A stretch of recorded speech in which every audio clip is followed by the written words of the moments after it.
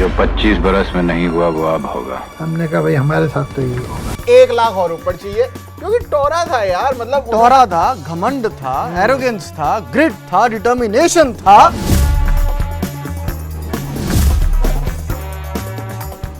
क्यों बच्चन साहब से ज्यादा फीस लेते थे सलीम जावेद, वो भी 1 लाख ज्यादा?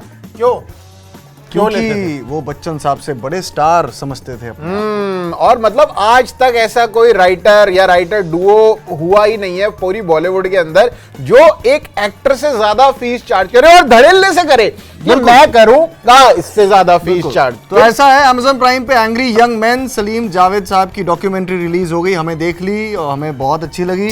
और 5 ऐसी बातें जो हमें बड़ी एक्साइट कर रही हैं वो हम बता रहे हैं। नंबर 1 पे ये था कि एक टाइम था कि बच्चन साहब की फीस 20 लाख थी और सलीम जावेद बोले कि नहीं, हमें 21 लाख चाहिए। हाँ, और मतलब जितनी भी, ऐसा नहीं बोला उन्होंने कि अगर अमिताभ ले रहा है 20 तो मेरे को 21। हाँ। उन्होंने कहा जितनी भी अमिताभ लेगा, जितनी भी, हमें नहीं पता 50 लाख ले रहा है, 60 लाख ले रहा है, 20 लाख ले रहा है, 25 ले रहा है, हमें 1 लाख और ऊपर चाहिए क्योंकि टोरा था यार, मतलब टोरा था, घमंड था, एरोगेंस था, ग्रिट था, डिटर्मिनेशन था, सारे लक्ष्य था।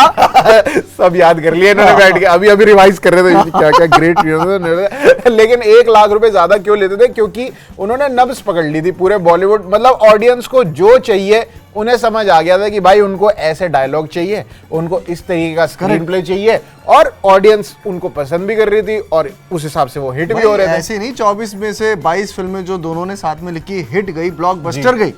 और दूसरा पॉइंट जो यार बड़ा अच्छा लगा हमें ये डॉक्यूमेंट्री देखे कि शोले की एंडिंग, शोले फ्लॉप हो गई थी। हाँ। ठीक है, जब रिलीज हुई तो धड़ल्ले से फ्लॉप। ये भी मुझे लगता है बहुत लोगों को पता नहीं हुआ कि शोले जो इतनी बड़ी मेगा हिट रही है, मतलब गोल्डन जुबलियां कितनी निकाली है, वो पहले हफ्ते में फ्लॉप थी। मतलब फ्राइडे को रिलीज हुई तो मंडे को 4 लोग भी नहीं आ रहे थे शो देखने के लिए और न्यूज़पेपर जो वाले थे उन पे आर्टिकल छापे जा रहे थे कि क्यों फ्लॉप हुई, घटिया राइटिंग, घटिया स्क्रिप्टिंग, बेकार। और फिर हुआ क्या कि एक मीटिंग हुई, बच्चन साहब, सलीम जावेद और डायरेक्टर जी, ठीक है, और धर्मेंद्र जी को क्यों नहीं बुलाया? धर्मेंद्र जी बिजी थे ना।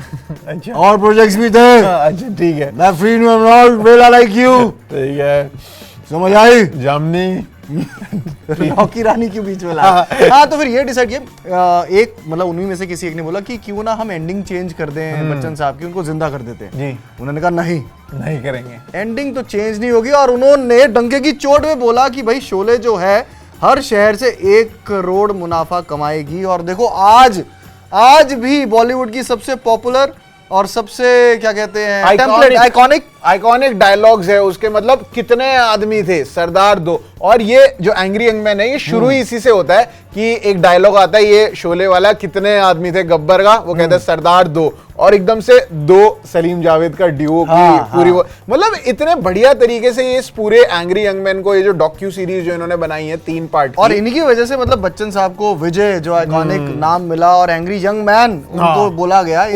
उपाधि दी गई।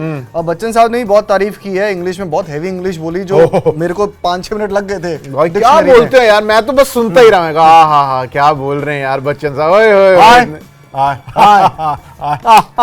तीसरा पॉइंट ये है कि दीवार के टाइम जब इनकी शोले से पहले दीवार आई थी तो जब पोस्टर रिलीज हुए इन्होंने देखा कि भाई पोस्टर पे तो नाम ही नहीं है। लो जी, रिटर्न बाय सलीम जावेद, किथे है, कहाँ है ये भाई, कौन बताएगा? वो कह रहे एक लिरिसिस्ट जो होता है, जो एक गाना लिखता है एक पेज का, उसका नाम आपने पोस्टर पे डाल दिया, लेकिन जिन्होंने पूरी कहानी लिखी, पूरा स्क्रीन प्ले लिखा, पूरे डायलॉग्स लिखे, उनका नाम नहीं है। फिर सलीम साहब ने बोला जो 25 बरस में नहीं हुआ वो अब होगा रहीम चाचा। नहीं जावेद तो भाई दीवार का डायलॉग था। तो उन्होंने क्या किया, एक शराबी पेंटर हायर किया, स्टेंसिल पकड़ाया जिसमें लिखा था रिटन बाय सलीम जावेद, और कहा सारे पोस्टर पे जाके पेंट कर दे, शाबाश।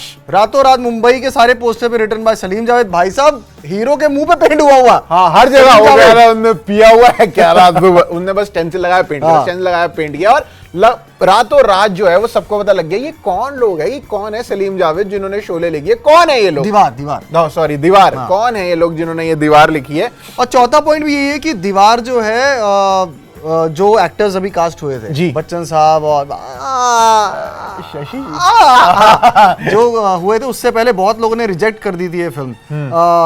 राजेश खन्ना, देवानंद साहब ने कहा कि अगर हीरो के ऊपर कोई गाना पिक्चराइज नहीं होगा कम से कम तो लोगों को दो पसंद तीन। नहीं आएगा। कम से कम 2-3 गाने रखो वरना पर जो प्रोड्यूसर है गुलशन राय साहब, उन्होंने कहा कि नहीं ना भाई, स्क्रिप्ट तो तो चेंज नहीं होगी। यही रहेगी, आप जो मर्जी कर लीजिए, आपके में जितना दम हो लगा लो, स्क्रिप्ट यही रहेगी, चाहे जितने मर्जी रिजेक्ट करे। और इससे उनका गुस्सा और बढ़ता गया कि यार ये इतनी बढ़िया स्क्रिप्ट है, ये चलेगी, इसने रिजेक्ट किया, इसने रिजेक्ट किया, इसने रिजेक्ट किया। 5-6 रिजेक्शन के बाद जाके अमिताभ बच्चन उनको कैसे मिले, क्योंकि वो ऐसे ही घूमते फिरते टहलते जा रहे थे। सलीम जावेद कह रहे चल इसमें ना एक पिक्चर लगी है एक थिएटर के अंदर, वहां देख लेते हैं। उन्होंने देखी बॉम्बे टू गोवा, तो अमिताभ बच्चन थे उसके अंदर उसमें भी। सीन है कि बच्चन साहब च्युइंगम खाते हुए एक फाइट सीन कर रहे हैं, स्वैग है बच्चन साहब का, स्वैग है। हाँ, तो जावेद साहब ने कहा यही चाहिए, यही बनेगा विजय।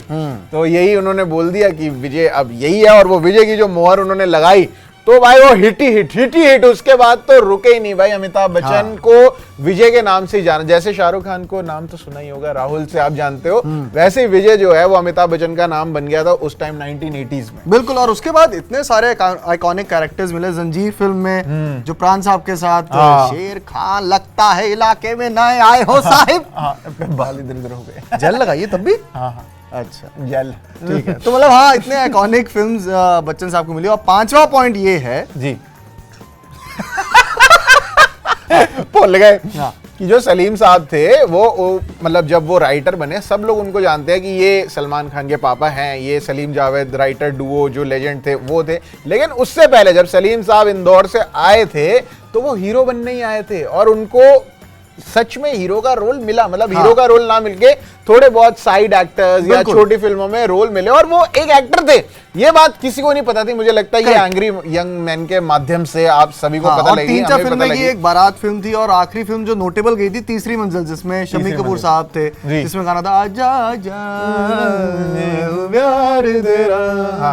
तो वो उसके अंदर मिले। और हेलन जी भी जो है वो उनको एक मूवी के दौरान ही मिली थी, जिसमें शोले जब नहीं। आइटम नंबर, हाँ मतलब शोले में घुलना मिलना शोले के दौरान शुरू हुआ, घुलना मिलना और शोले के दौरान शुरू हुआ, और फिर डॉन में थोड़ा और ज्यादा उनकी बातचीत हुई। लेकिन हाँ, सबसे पहले कह रहे थे कि सबसे पहले जब मिली थी हाँ, वो बता वो जो मैंने तुझे बताया था। हाँ वो बोलना वो बोलना वही वाला बताता, वही वाला पॉइंट। इन्होंने ही तो देखी है, मेरे यहाँ थोड़ी है, अमेज़न प्राइम आता नहीं है मेरे रोहिणी में। बता ना। तो ये जैकेट कहाँ से लिया आपने? न्यूयॉर्क से? ओह मुझे लगा अमेरिका से ली है। लेकिन नहीं, वो मिले थे एक पिक्चर के सेट पे, जहाँ पे जो सलीम खान साहब थे वो विलन बने हुए थे नेपोलियन टाइप के, और जो हेलन जी थी वो हीरोइन थी। नेपोलियन हैट बताया था ना पीछे, नेपोलियन टाइप की बोला, नेपोलियन हैट बोलना नेपोलियन हैट। अरे नेपोलियन जैसी लुक थी उनकी, नेपोलियन बोनापार्ट से। क्या पता हमारे जो फ्रांस में फैंस हैं वो नीचे कमेंट करें, उनका नाम तमीज से लीजिए जी। नेपोलियन बोनापार्ट हैं वो सर नेपोलियन तो बोनापार्ट। ओवरऑल ये 5 चीजें हमें बहुत एक्साइटेड लगी। इसके अलावा भी बहुत सारी चीजें हैं कि किस तरह वो अलग हुए हैं,